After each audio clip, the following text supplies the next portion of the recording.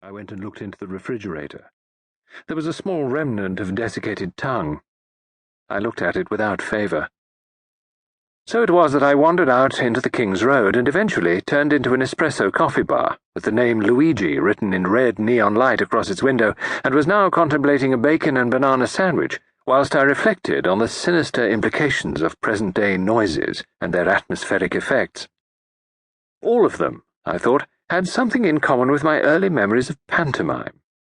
Davy Jones arriving from his locker in clouds of smoke, trapdoors and windows that exuded the infernal powers of evil, challenging and defying a good fairy Diamond or some such name, who in turn waved an inadequate-looking wand and recited hopeful platitudes as to the ultimate triumph of good, in a flat voice, thus prefacing the inevitable song of the moment which never had anything to do with the story of that particular pantomime. It came to me suddenly that evil was, perhaps necessarily, always more impressive than good. It had to make a show. It had to startle and challenge. It was instability attacking stability. And in the end, I thought, stability will always win. Stability can survive the triteness of Good Fairy Diamond, the flat voice, the rhymed couplet, even the irrelevant vocal statement of "There's a winding road runs down the hill to the old world town I love."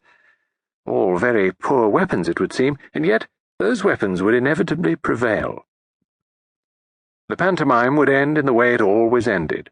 The staircase and the descending cast in order of seniority, with Good Fairy Diamond practicing the Christian virtue of humility, and not seeking to be first, or in this case, last, but arriving about halfway through the procession, side by side with her late opponent, now seen to be no longer the snarling demon king breathing fire and brimstone, but just a man dressed up in red tights.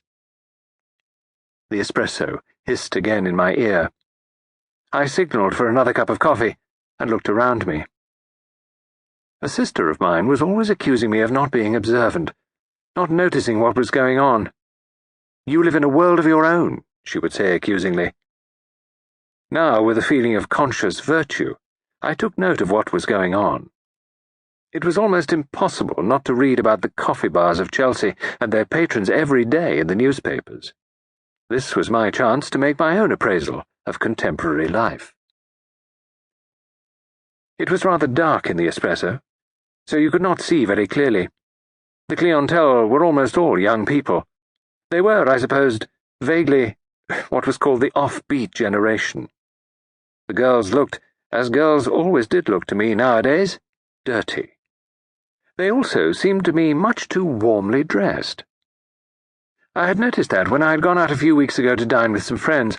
The girl who had sat next to me had been about 20. The restaurant was hot, but she had worn a yellow wool pullover, a black skirt, and black woolen stockings, and the perspiration poured down her face all through the meal. She smelt of perspiration-soaked wool and also strongly of unwashed hair. She was said, according to my friends, to be very attractive. Not to me. My only reaction was a yearning to throw her into a hot bath, give her a cake of soap, and urge her to get on with it. Which just showed, I suppose, how out of touch with the times I was. Perhaps it came of having lived abroad so much. I recalled with pleasure Indian women with their beautifully coiled black hair and their saris of pure bright colours hanging in graceful folds, and the rhythmic sway of their bodies as they walked. I was recalled from these pleasant thoughts by a sudden accentuation of noise. 2 young women at the next table had started a quarrel. The young men who were with them tried to adjust things, but without avail.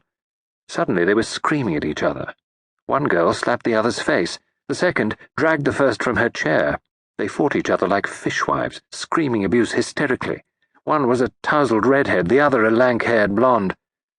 What the quarrel was about, apart from terms of abuse, I did not gather. Cries and catcalls arose from other tables. "Atta girl! Soccer, Lou!" The proprietor behind the bar, a slim, Italian-looking fellow with sideburns, whom I had taken to be Luigi, came to intervene in a voice that was pure Cockney London. "Now then, break it up, break it up! You'll have the whole street in a minute. You'll have the coppers here. Stop it, I say!" But the lank blonde had the redhead by the hair and was tugging furiously as she screamed, "You're nothing but a